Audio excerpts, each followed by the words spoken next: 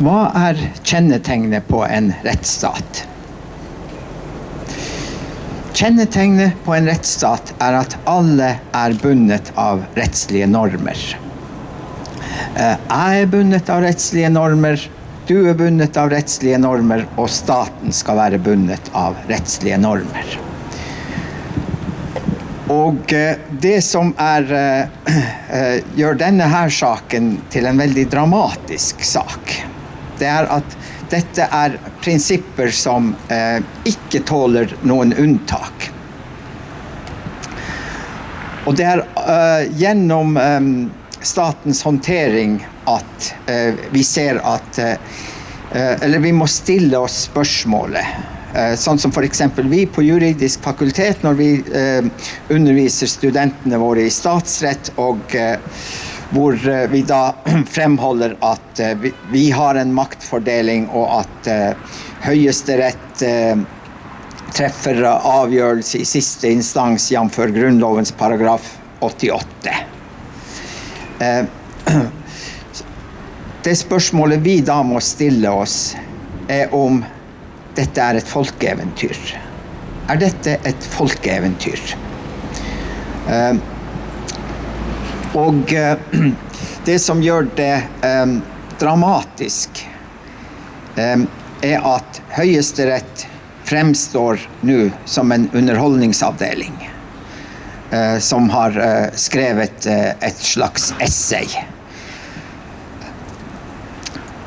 Så det som vi må stille oss som et spørsmål liksom, hvordan skal vi lese en sånn situasjon hvor vi venter i et år før en høyesterettsdom blir instituert?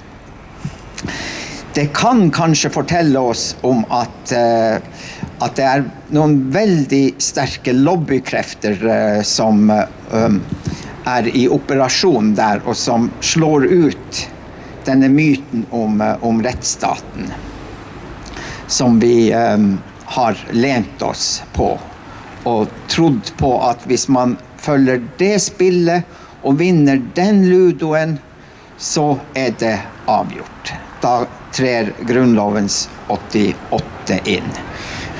Men staten sier da at Høyesterett, de sa jo bare at det der ikke lov, men de sa ikke at vi skulle slutte med det. Og det jo en lesning, en svært illojal lesning av domstolenes prøvingsrett. For Høyesterett sier aldri hva man skal gjøre. Høyesterett sitt språk nettopp det at de fastslår en ugyldighet, og så må man trekke konsekvensene av det. Men departementet kommer nå med en del veldig rare ting, og det som et spørsmål, det om dette landet vil trenge en borgerrettsorganisasjon for å slå ring om rettssikkerheten. Fordi at hvis de kan gjøre det i denne saken her, så vil det si at vi i et rettsløshetens land, og at vi må da ta inn over oss at det ikke i den fornuftsbaserte domstolsbehandlingen hvor ting skjer, men hvor vi må begynne å forholde oss til at lobbykreftene og andre krefter så himla sterke at de bare slår ut dette folkeeventyret. Og det en historisk erfaring som gjentar seg.